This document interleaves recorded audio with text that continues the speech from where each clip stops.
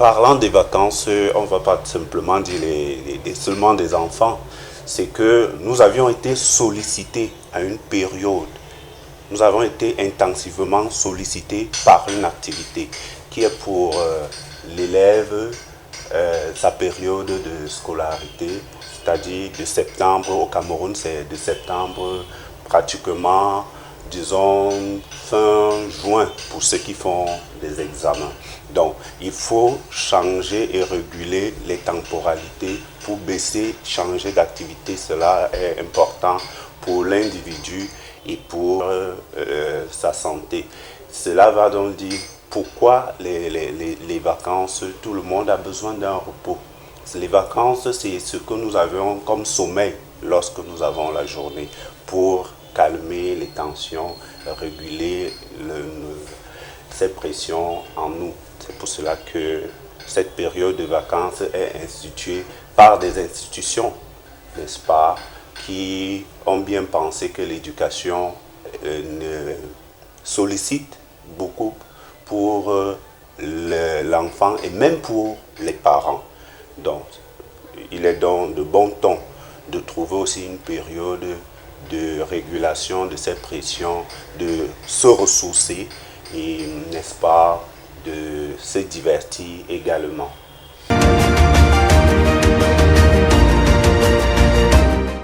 Chez certains, on a l'impression que ça a boosté vraiment là où il avait des lacunes. On a l'impression que ça a boosté. Mais si on s'est focalisé uniquement aux lacunes et pour une période, si je vais prendre le cas de la lecture, si l'enfant ne maîtrisait pas, on a juste donné quelques clés de lecture. Si on s'est arrêté seulement aux quelques clés de lecture, je ne vois pas pourquoi l'enfant, enfin, nous allons peut-être observer que l'enfant aura, n'est-ce pas, des facultés à lire et à s'adapter à la classe.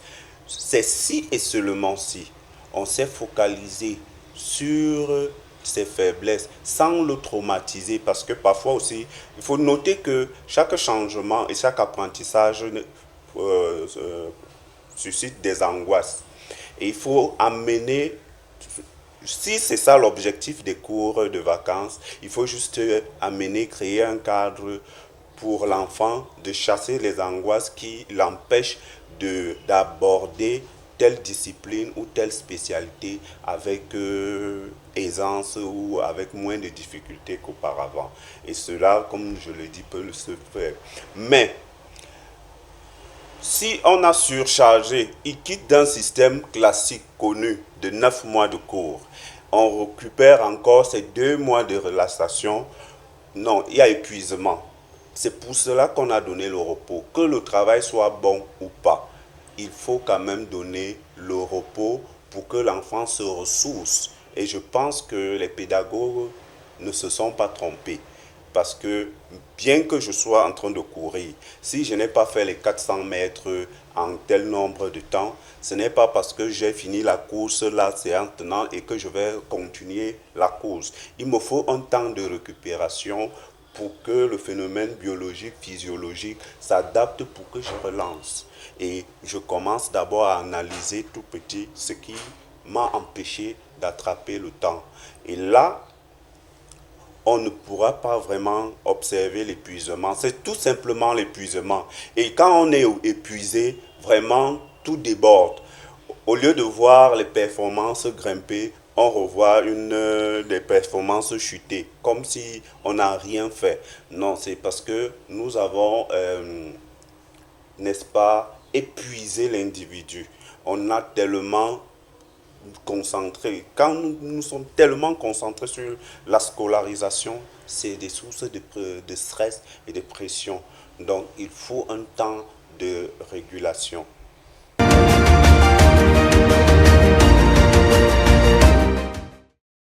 Des parents, c'est toujours cet objectif d'exceller pour que l'enfant excelle. Mais nous venons de dire que les institutions prennent compte de la régulation biologique, sociale et psychique de l'enfant. Parce qu'ils savent que l'enfant, pour parce que nous parlons des enfants, c'est-à-dire ceux qui sont dans le primaire et des adolescents dans le secondaire, ont besoin de construire leur personnalité et sont en ce que certains appellent en phase de développement de leur personnalité et ils ont besoin donc de réguler et de changer de température. Si on a surchargé, ils quittent d'un système classique connu de 9 mois de cours. On récupère encore ces 2 mois de relaxation. Non, il y a épuisement. C'est pour cela qu'on a donné le repos. Que le travail soit bon ou pas, il faut quand même donner le repos pour que l'enfant se ressource. Et je pense que les pédagogues ne se sont pas trompés. Parce que bien que je sois en train de courir, si je n'ai pas fait les 400 mètres en tel nombre de temps, ce n'est pas parce que j'ai fini la course, la séance tenante et que je vais continuer la course. Il me faut un temps de récupération pour que le phénomène biologique, physiologique s'adapte pour que je relance. Et je commence d'abord à analyser tout petit ce qui m'a empêché d'attraper le temps. Et là, on ne pourra pas vraiment observer l'épuisement. C'est tout simplement l'épuisement. Et quand on est épuisé, vraiment, tout déborde. Au lieu de voir les performances grimper, on revoit des performances chuter. Comme si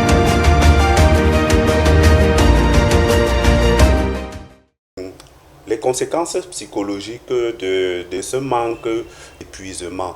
Chez les adultes, ils vont parler de stress,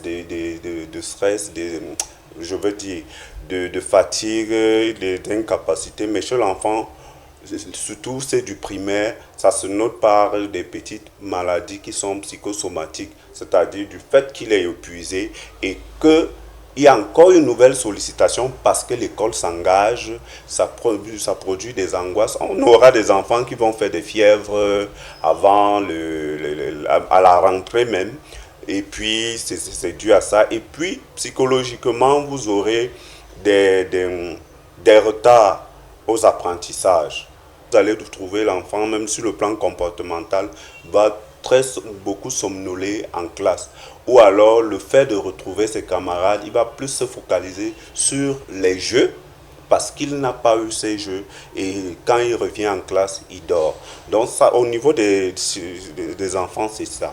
Maintenant, au niveau chez les adolescents, toujours cette retrouvaille, puisqu'on est resté focalisé à continuer à faire des cours, à faire de l'école et puis l'école revient. On n'a pas eu le temps de se reposer. L'épuisement peut se traduire par, il peut se réveiller trop tard, il peut vraiment, c'est beaucoup de conduite qu'on pourra observer. Il peut même y avoir des fugues. Il peut y avoir des fugues ou alors des comportements genre de ne pas changer de classe. Vous allez trouver un enfant qui a été admis ou bien qui a été admis en classe supérieure revenir et vous dire que non, c'est parce que son ami a échoué. Non, c'est l'épuisement. Il faut qu'il retrouve quand même un cadre qui lui permet de s'échapper de l'objet scolaire. Donc, on va observer beaucoup de dérives. Parce que quand je dis comportement psychologique, ça se traduit beaucoup plus par les conduites à l'école. Le retard même peut être un indice. J'ai dit le sommeil en salle de classe et puis vous allez voir les phénomènes de changement de salle de classe et même parfois des établissements. Il y a ces phénomènes que les chefs des établissements peuvent témoigner. Vous trouvez que l'enfant inscrit, par exemple, à un lycée, il se retrouve à un collège et même avec la tenue, c'est autant de conduite parce qu'en ce moment, l'enfant, l'organisme et le psychisme de l'enfant cherchent au moins un cadre pour exprimer ou bien pour réguler la pression scolaire qui a continué durant la période des vacances.